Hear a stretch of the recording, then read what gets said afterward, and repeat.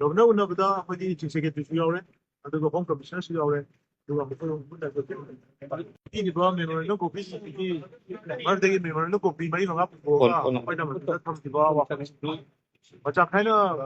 governor yi mafan da khoi thame aduga hai ba myam du tham matungda akhoi si ꯑꯩꯈꯣꯏꯅ ꯃꯃꯥꯡꯗ ꯍꯥꯏꯖꯕ ꯑꯗꯨꯃꯥꯏꯅ ꯂꯩꯔꯤꯕ ꯒꯚꯔꯅꯔꯒꯤ ꯑꯦꯗꯃꯤꯅꯤꯁꯇ꯭ꯔꯦꯁꯟꯁꯤ ꯃꯤꯌꯥꯝꯒꯤ ꯂꯩꯉꯥꯛꯅꯤ ꯍꯥꯏꯔꯒ ꯃꯤꯌꯥꯝꯒꯤ ꯂꯩꯔꯤꯕ ꯃꯤꯌꯥꯝꯁꯤꯒ ꯃꯔꯤ ꯂꯩꯅꯕ ꯂꯩꯅꯗꯕ꯭ꯔꯥ ꯍꯥꯏꯕ ꯋꯥꯍꯪꯁꯤꯡꯗ ꯑꯩꯈꯣꯏ ꯑꯗꯨꯝ ꯐꯪꯉꯤ ꯑꯗꯨꯒꯤ ꯃꯊꯛꯇ ꯃꯤꯌꯥꯝꯅ ꯊꯝꯕ ꯋꯥꯐꯝꯁꯤꯡꯗ ꯄꯥꯎꯈꯨꯝ ꯄꯤꯗꯕꯁꯤ ꯀꯩꯒꯤꯅꯣ ꯍꯥꯏꯕ ꯋꯥꯐꯝꯁꯤ ꯊꯝꯃꯤ ꯑꯗꯨꯃꯥꯏꯅ ꯊꯝꯃꯒ ꯋꯥ ꯈꯔ ꯑꯩꯈꯣꯏ ꯍꯥꯏꯅꯔꯦ ꯃꯈꯣꯏꯅ ꯇꯧꯅꯤꯡꯕ ꯇꯧꯒꯗꯕ ꯊꯕꯛꯁꯤꯡ ꯈꯔꯁꯨ ꯍꯥꯏ ꯑꯗꯨꯕꯨ ꯃꯣꯏ ꯍꯌꯦꯡꯁꯤ ꯃꯌꯥꯝꯅ ꯇꯧꯈꯤꯕ ꯃꯦꯃꯣꯔꯦꯟꯗꯝꯁꯤꯡꯁꯤꯒꯤ ꯆꯞ ꯆꯥꯕ ꯏꯟ ꯔꯥꯏꯇꯤꯡꯗ ꯑꯏꯕ ꯆꯦ ꯑꯣꯏꯅ ꯍꯌꯦꯡ ꯄꯤꯖꯔꯒꯦ ꯍꯥꯏꯗꯅ ꯑꯗꯨꯃꯥꯏꯅ ꯍꯥꯏꯖꯔꯤ ꯈꯔ ꯄꯥꯔꯂꯃꯦꯟ ꯂꯣꯏꯅꯃꯛꯇꯤ ꯍꯥꯏꯗꯤ ꯄꯨꯊꯣꯛꯑꯒ ꯂꯩꯅꯕ ꯃꯇꯝꯗꯗꯤ ꯃꯣꯏꯅ highlight ꯇꯧꯔꯛꯄ ꯅꯣꯏꯅ ꯑꯌꯥꯝꯕ ꯍꯥꯏꯕꯁꯤ ꯁꯤꯒꯤ ꯄꯣꯏꯟꯠꯁꯤꯅꯤ ꯁꯤꯉꯩꯁꯦ ꯑꯩꯈꯣꯏ ꯁꯨꯃꯥꯏꯅ ꯇꯧꯋꯦꯅ ꯃꯣꯏ ꯄꯣꯏꯟꯠ ꯈꯔ ꯑꯗꯨꯝ ꯄꯤꯊꯣꯛꯑꯦ ꯁꯦꯀ꯭ꯌꯨꯔꯤꯇꯤꯒꯤ ꯃꯔꯨꯑꯣꯏꯅ ꯁꯦꯀ꯭ꯌꯨꯔꯤꯇꯤꯒꯤ ꯑꯗꯨꯒ ꯑꯩꯈꯣꯏꯒꯤ ꯕꯐꯔ ꯖꯣꯟꯁꯤꯁꯨ ꯑꯩꯈꯣꯏ ꯌꯥꯝ ꯀꯟꯅ ꯍꯥꯏꯔꯦ ꯑꯗꯨ ꯃꯁꯤ ꯆꯞ ꯆꯥꯅ ꯃꯣꯏ ꯑꯗꯨꯒꯤ ꯃꯇꯥꯡꯗ ꯊꯕꯛ ꯈꯔ ꯂꯧꯈꯤꯕ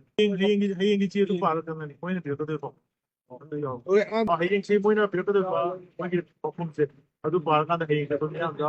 ꯑꯗꯨꯒꯤ ꯃꯔꯣꯟꯗꯨ ꯄꯥꯔꯕ ꯃꯇꯨꯡꯗ ꯑꯩꯈꯣꯏ ꯀꯩ ꯇꯧꯒꯗꯒꯦ ꯍꯥꯏꯕꯗꯨ ꯃꯌꯥꯝꯗ ꯑꯃꯨꯛ ꯂꯧꯊꯣꯛꯆꯔꯦ ꯃꯁꯤ ꯌꯥꯝ ꯃꯥꯏ ꯄꯥꯛꯑꯦ ꯉꯁꯤ ꯆꯠꯂꯝꯗ ꯇꯥꯔꯒꯗꯤ ꯁꯤ ꯄꯥꯎꯈꯨꯝꯁꯦ ꯑꯩꯈꯣꯏ ꯐꯪꯉꯝꯗꯕꯁꯨ ꯌꯥꯏ ꯑꯗꯨ ꯃꯣꯏꯅ ꯃꯇꯝ ꯁꯥꯡꯅ ꯅꯥꯊꯩꯔꯒ ꯊꯩꯗꯣꯛꯑꯒ ꯑꯩꯈꯣꯏꯅ ꯃꯃꯥꯡꯗ ꯄ꯭ꯔꯦꯁꯇ ꯊꯥꯗꯣꯛꯈꯤꯕ ꯁ꯭ꯇꯦꯠꯃꯦꯟ ꯑꯃ ꯂꯩꯈꯤꯕꯗꯣ ꯑꯗꯨꯗ ꯇꯥꯏꯁꯜꯂꯒ ꯃꯣꯏꯁꯦ ꯑꯗꯨꯝ ꯂꯦꯞꯊꯣꯛꯑꯒ ꯂꯩꯕ ꯌꯥꯕꯒꯤ ꯐꯤꯕꯝꯗ ꯂꯩ ꯑꯗꯨ ꯃꯤꯌꯥꯝ ꯍꯧꯗꯅ ꯉꯁꯤ ꯅꯝꯗꯅ ꯒꯚꯔꯅꯔꯅ ꯄꯥꯎꯈꯨꯝ ꯂꯧꯕꯁꯤ ꯑꯩꯈꯣꯏ ꯃꯤꯌꯥꯝ